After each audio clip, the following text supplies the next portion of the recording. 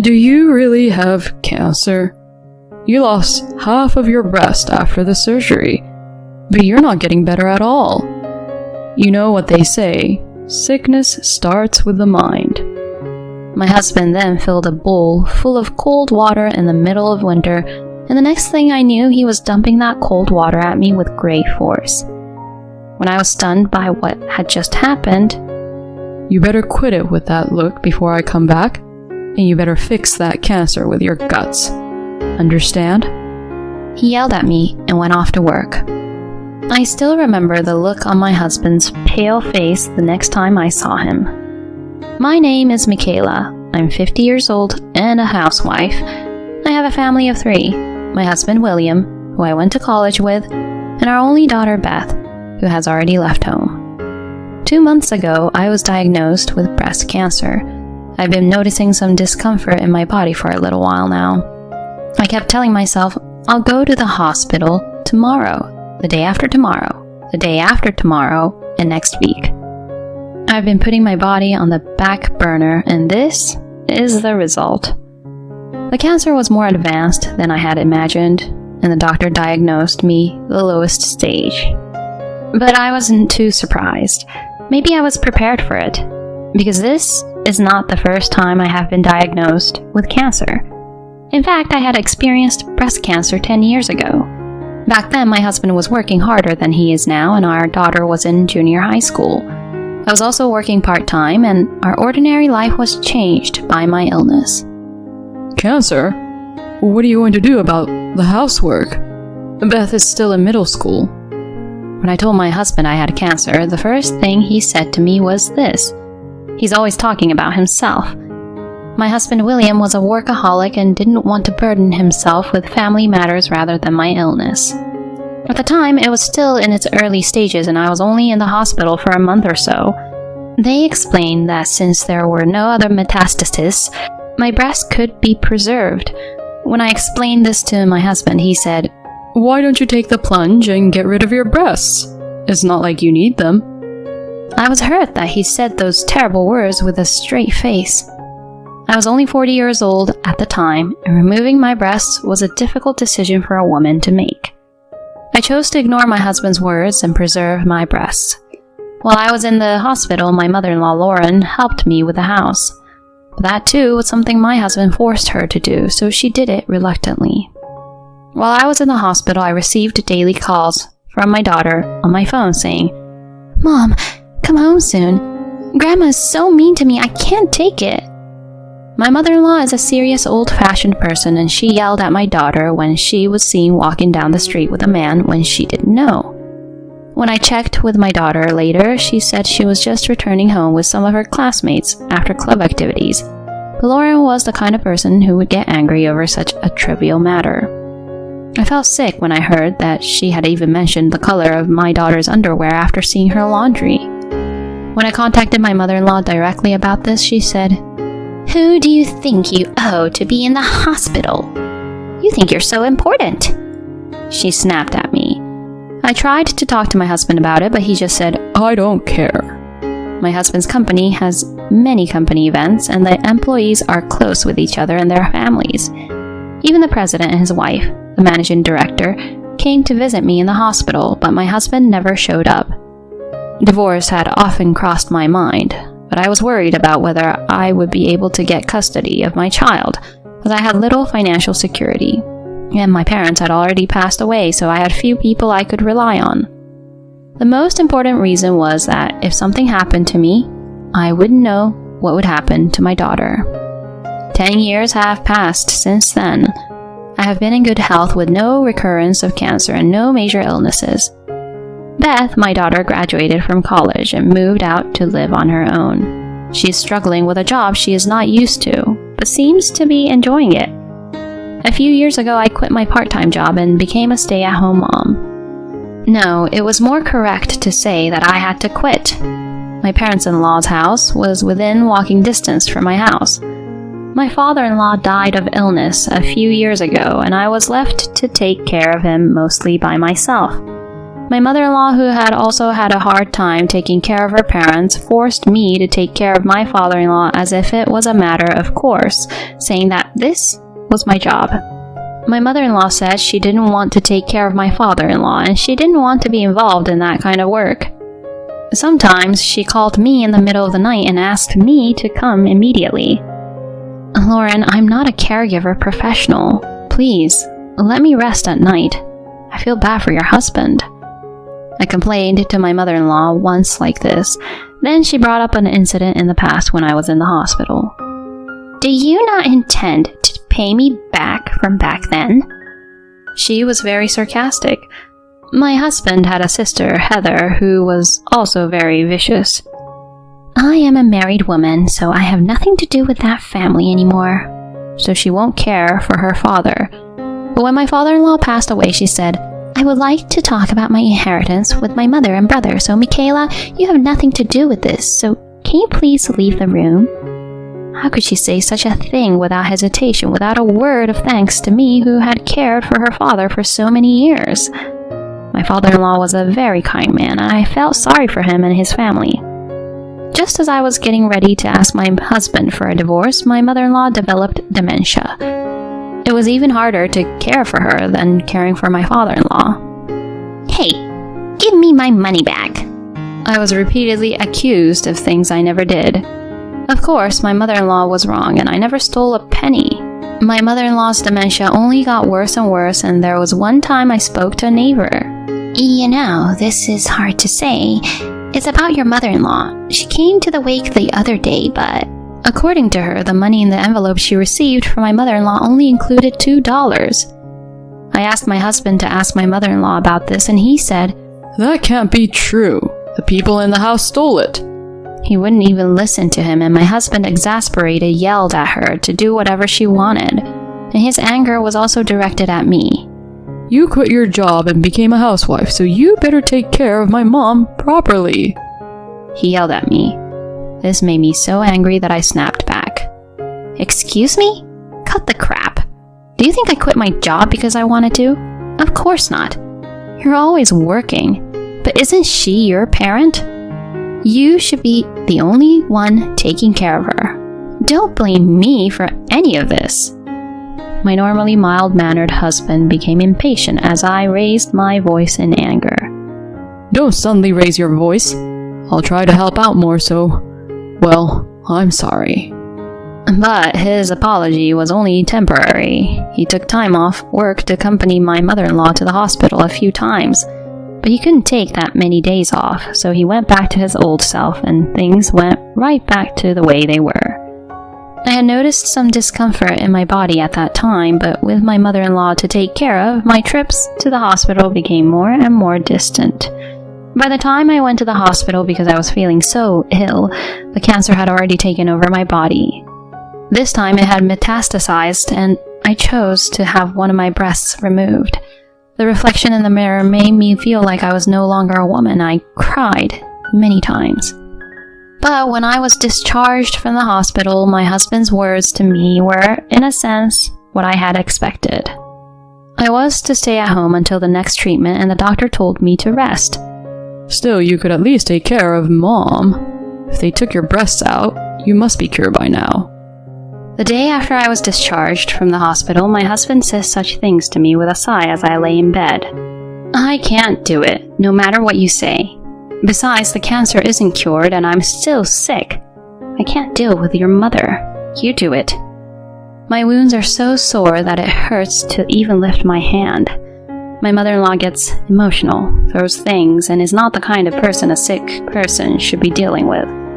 My husband, who took care of my mother-in-law while I was in the hospital, must have noticed how difficult it was for me. And yet he still forces me to live the same life as before while I'm in the middle of treatment. What a horrible person he is. Anyway, I'm going to work now, and you can handle the rest. My husband said that and tried to leave the house. Cut the crap! I shouted loudly, and he turned around and approached me. Do you really have cancer? You lost half of your breast after the surgery, but you're not getting better at all. You know what they say, sickness starts with the mind. Then he filled a bowl full of water in the kitchen and dumped it right on me. The coldness of the water and my husband made me shiver. I guess he was under a lot of stress dealing with his mother. You better quit it with that look before I come back. And you better fix that cancer with your guts. Understand? He said that and left for work. Guts? Is he stupid? I want to wipe my wet body and change my clothes right away, but I can't move as much as I want, and my wound hurts. I called my husband right away, but he was either ignoring me or not answering, so I called someone. An hour or so later, my husband came home with a panicked look on his face. The president asked me, "Why are you here, Mrs. Director?" My husband was very upset, and even though it was the middle of winter, his face was sweating profusely. Michaela called me. She wants you to get in touch with her. What's the meaning of this? You're taking some time off to deal with Michaela, aren't you? My husband had a cup in his hand with the logo of a nearby coffee shop on it. He lied to me about his work so he could enjoy his time alone. No, that's... To my husband, who did not know how to respond, I hate people who can't take care of their families. Do you think someone who can't even take care of his family can take care of a customer who is a complete stranger? Michaela has been asking me for advice for a long time. We are similar in age and we are very close. My husband looks at me as if he's never heard of such a thing before. June, the managing director, and I are only 1 year apart in age, and we both have a daughter, so we have become friends. When I got the call and rushed over to visit her, I was surprised. The front door was unlocked and Michaela was soaking wet. When Michaela told me her story, all I could feel was resentment. I told her that she should leave you. I heard my husband's voice so small and muffled that I couldn't hear him, not to mention struggling with the words of the executive director. I almost laughed at the thought that my husband, who is often overbearing to me, is such a weak-willed person at the office. The managing director glared at him and said, "Well, I just came to talk to you about work and I'll be on my way. You have about 10 years left until retirement, but we don't have a seniority system. We assign positions based on an employee's personality and enthusiasm for the job, so you won't be getting promotions anytime soon. On the contrary, you may get demoted. You understand what I mean, don't you?" My husband's face grew paler and paler as he listened to the executive director's words.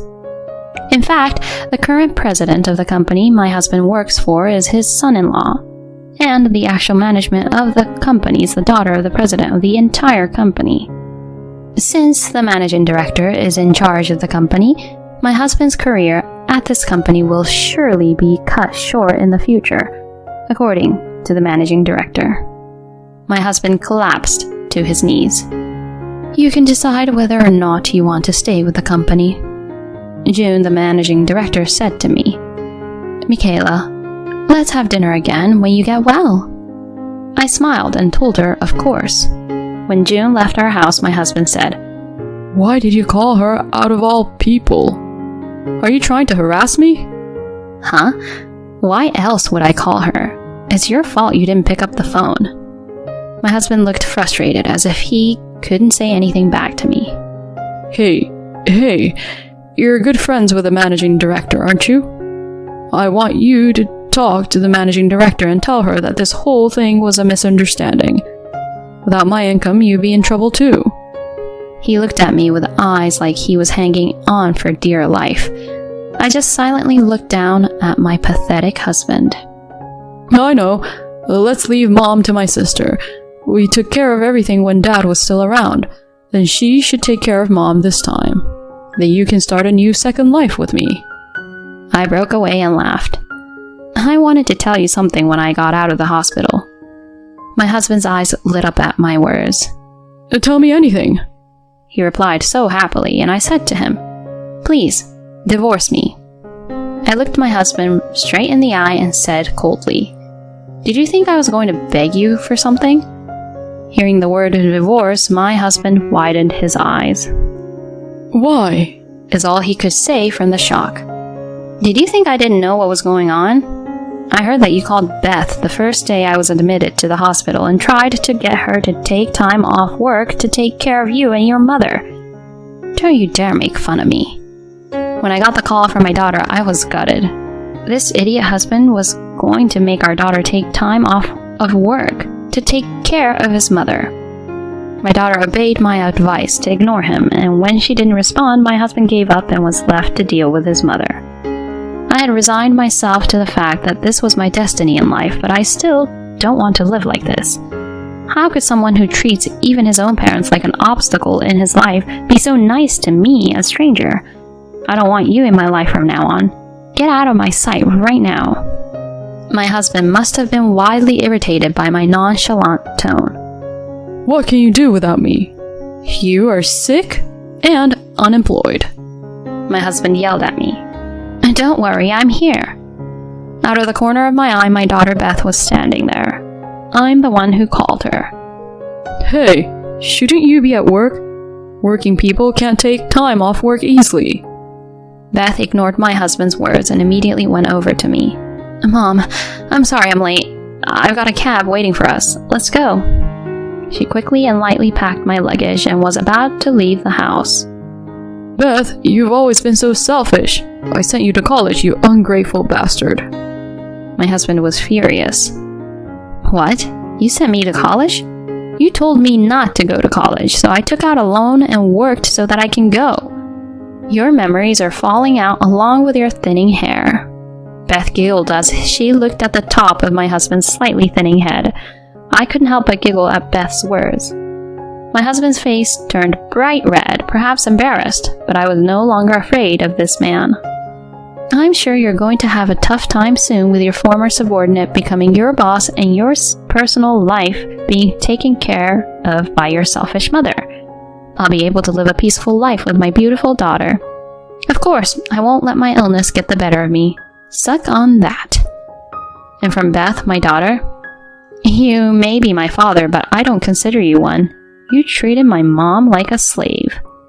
You won't even help me when my grandma says horrible things about me, and I don't want a father like that, and I don't want to see you anymore. With a triumphant look on my face, I left the house with Beth. In the cab, I tell Beth, I'm sorry, Beth. I know I'm going to cause you a lot of trouble. Beth looked at me with a puzzled look on her face. I'm sorry? What do you mean? I'm glad you finally divorced Dad. And don't worry about our life. I make a lot of money. I'm an adult now. Thank you for relying on me, Mom. I couldn't stop crying at the words of my daughter, who had grown up to be a fine woman before I knew it. After that, my husband and I got divorced. My ex-husband kept trying to get me to stay with him, but there was no way that was happening. Because of the way he had treated me, I was awarded alimony for the emotional pain and the division of property in my favor.